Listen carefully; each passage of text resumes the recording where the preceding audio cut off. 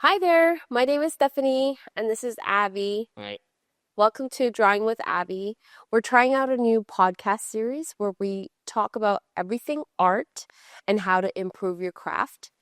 This episode, we want to start off with how to set goals. I know it's January, new year. I'm sure we're all evaluating what we want to do for 2025, and art should definitely be part of it. So, we want to talk about how to set some art goals, how to improve that. And by the end of the year, really achieve and move the needle towards becoming that professional artist that you want to be.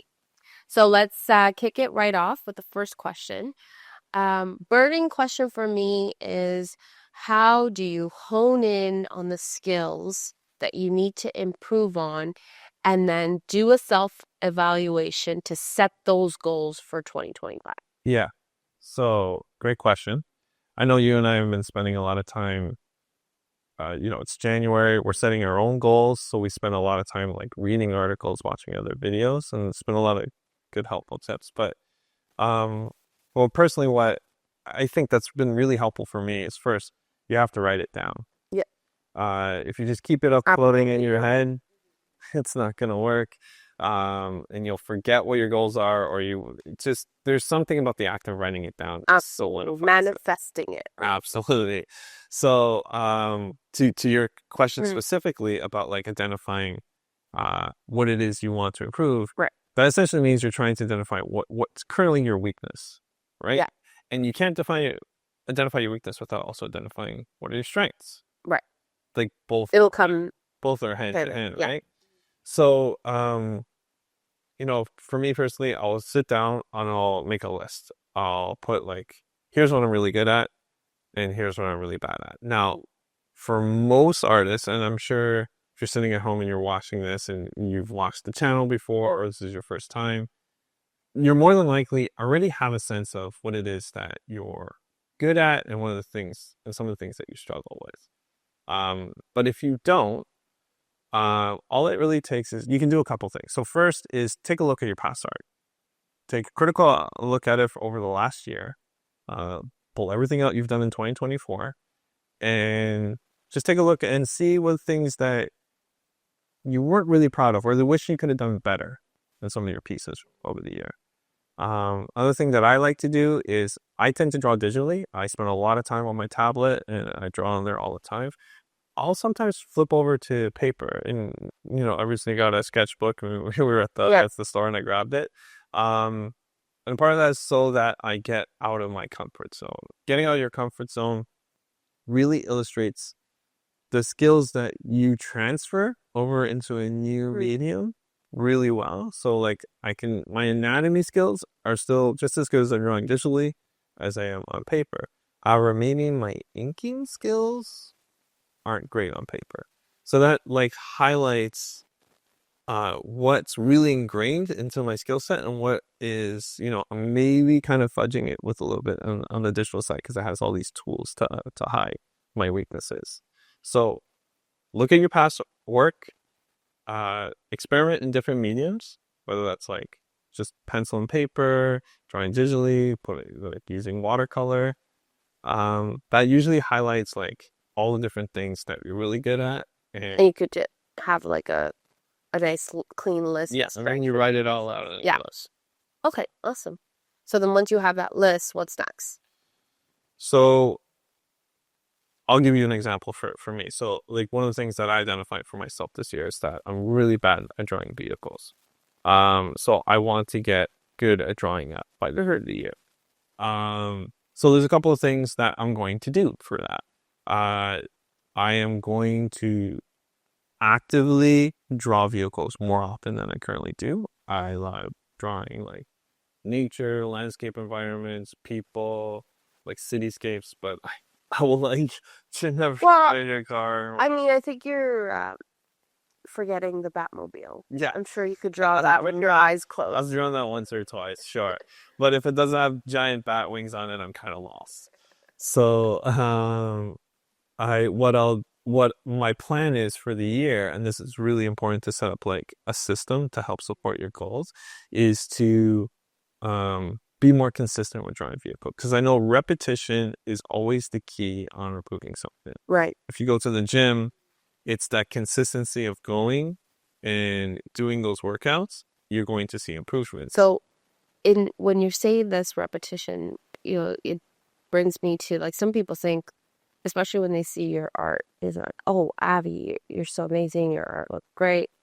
And they think you're just born talented. I posted a video a couple of weeks ago, or Yeah. like a month or two ago, where I hate the word talent because it belittles The hard work. the hard work that goes into it. You know, people say like Kobe Bryant is so like a basketball talent. No, Kobe Bryant worked really hard to do what he's able to do. Yes. So And it's the passion, right? it's the passion. So ultimately it comes down to, do you love it, right? And if you want to pour in the time and effort towards it, then you improve your craft. Right. Yeah. And that's not to say, if we stick with the Kobe Bryant example, that's not to say that there's probably aspects of basketball that he didn't love. Yeah. Right. Right. And so you take the good with the bad, and because there are aspects of it that you really truly love, you try to improve as much as you can across the board. Perfect. Okay. So you have a strength and weakness list, and you have your overarching big goal that you want to achieve. And then you have systems in place to achieve those weakness areas that you want to improve throughout the year. And, how do you now stick to a schedule, or find that time to draw? Obviously, again, everyone's timing is very different. So how do you stick to that? So that one's a really good one. Routine and setting, like, I'm a creature of routine.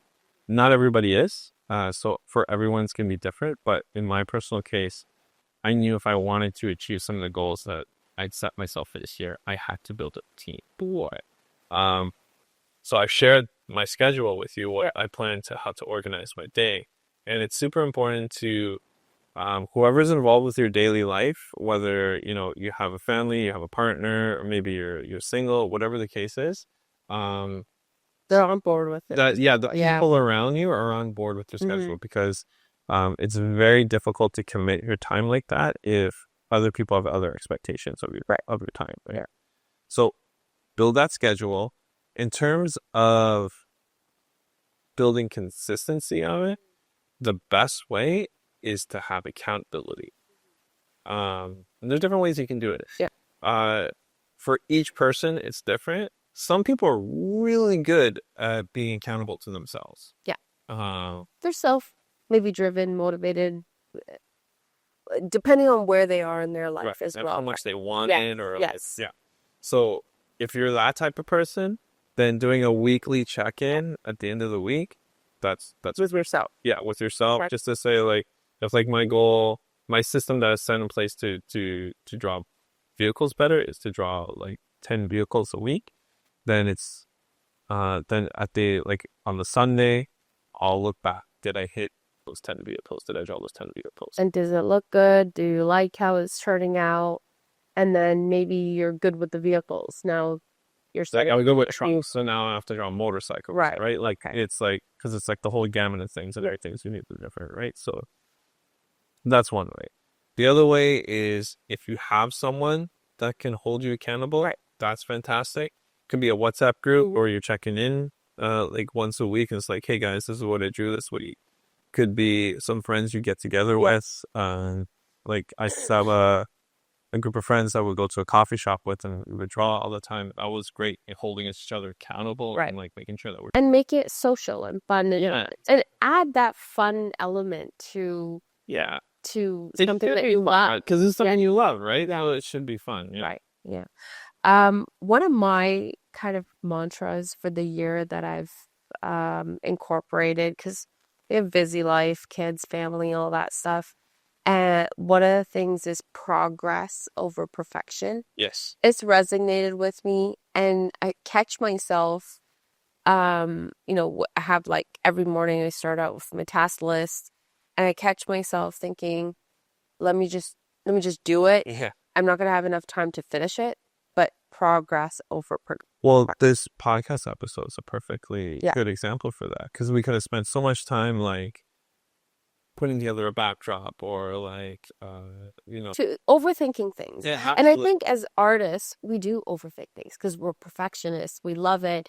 We're vulnerable when that when it doesn't turn out the way you want it to, and you're putting yourself out there with this piece of art or whatever type art form that you're trying to put out there, and it gets there's so many emotions involved in it as well, right? And We can spend ultimately, a whole episode exactly, talking yeah. about that. So I think again, to round it up for 2025 goals, having those measurable set goals with your community associated to it, as well as just getting it done. It's better late than never. Yeah. And done is better than not done, Yeah. right? And so, I'm thinking and, about it. and thinking that it's going to get done in the back of your head, lingering all the time, and progress over perfection. So I want to switch gears into art trends. Yeah. So 2025 art trends, with AI coming out, with content, mm, so much, I want to say, information, but also clouded information, right? Yeah. What is the 2025 trend? What does art look like in the upcoming years? So no one has a crystal ball. I Mhm. think I'm terrible at making predictions. Otherwise, I'd be incredibly wealthy if I could. Um, but I think it's safe to say, um, those trends that we saw in 2024 are definitely going to continue in 2025. Okay. I don't think we're going to see a big drop off on some of those things. One thing that What we've seen happen over the last couple of years is the trend of it's not enough just to post your art online.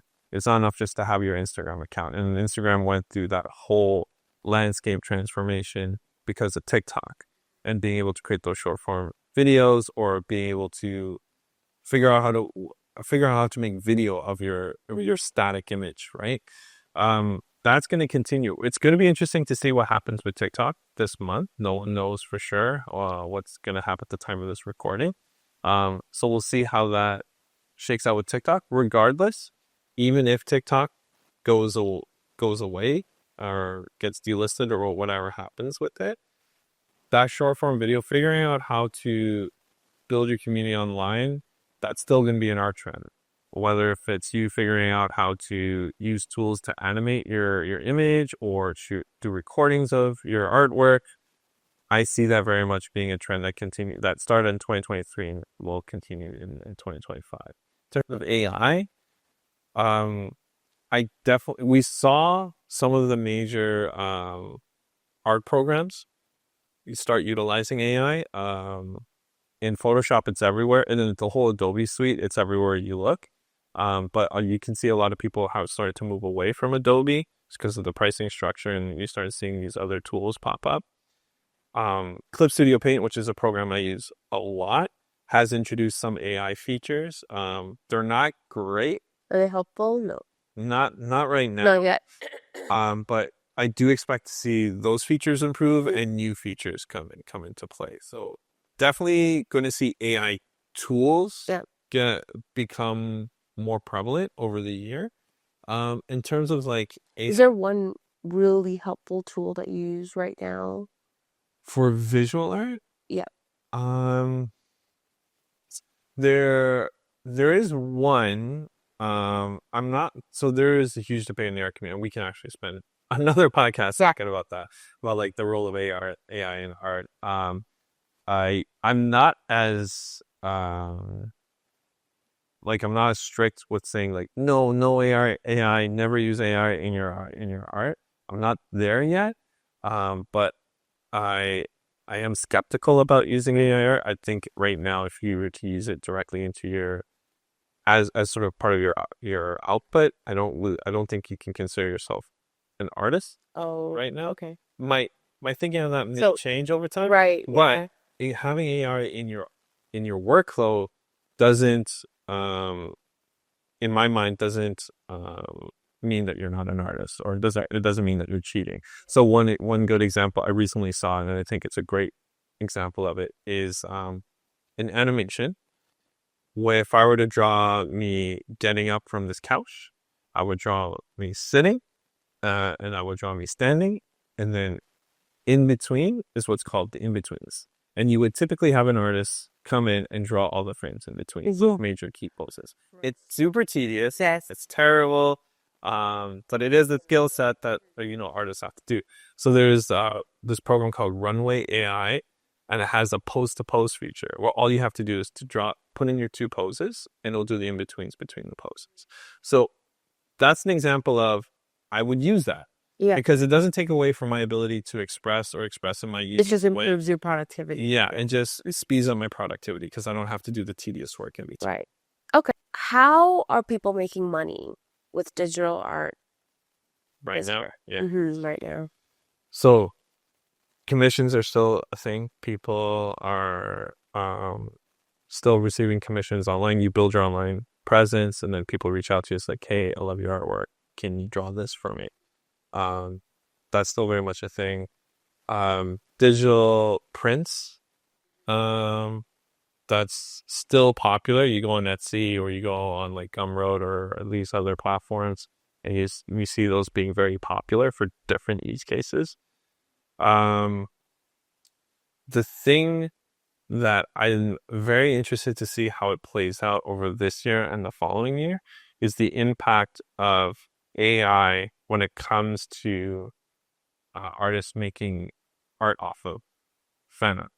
Because I think that type of artwork is particularly vulnerable moving forward. Just because if, let's say I'm a fan, I don't know, what's a show you love? Friends. I love Friends. I want to do like a cool cartoon drawing of Friends in the style of The Simpsons, right? So typically, if I wanted to do that, if I wanted to have that nice poster up on my wall, I have to go commission an artist to do that, right? But with the advent of AI, I don't need to pay an artist $100-$200 to do that poster with like 50 characters in it. I can just do a prompt if I know how to do a prompt well enough and get that output, right? But can you do the prompt? Can you do that in that artist style? Yeah. If so, that's where the unethical part of AI comes into play, is that it's built upon all these artists, all this images online, all the styles of different artists online. So if you're a well-known artist, or if you have enough content online, the AI can replicate your style. So there's a huge debate about that, about how you can ethically. Yeah. I mean, it's your own opinion as well. I mean, I'm sure that artist would not appreciate it, but No. yeah, it's kind of a whole separate topic on its own. Yeah, for sure. sure. Yeah. But yeah, so digital art still very much alive. I think you're right. The print on demand is a trend that's really continuing. People do that. Customization is so key and critical. I've seen some art like gifts or people printing art where families with like just the background of like without a face. Yeah. Right? Like the faceless. That's kind of a neat little trend as well that I've seen come about. But any drawing specific, whether it's comic books or the only other thing, so I think, yeah, commissions, digital art, print on demand, those things are still very much healthy and alive in terms of like an ecosystem for revenue. The other thing I'm going to be interested to see how it develops is NFTs. right. NFTs has had a rocky couple of years. It started off Pretty strong, yeah. pretty well. It's been around for quite some time, but then it had a resurgence coming out of COVID. But then last year, NFTs were no one wanted to spend money on it. With the current resurgence of cryptocurrency, and the interest in that, it'd be interesting to see if that also rises the interest in it again. So, and as an artist, that might be something you want to pursue or look into. And one of the final kind of to sum up this video in terms of having your goals, looking at trends, how to make money, how do you promote yourself? What's the best way to promote yourself online or, even locally, like having a local artists convention or, something like that? Like, how do you promote yourself? What's the best way to do that in 2025? The best way is very much online. As I think we talked about it just earlier. It's not enough just to make images and Right. post it.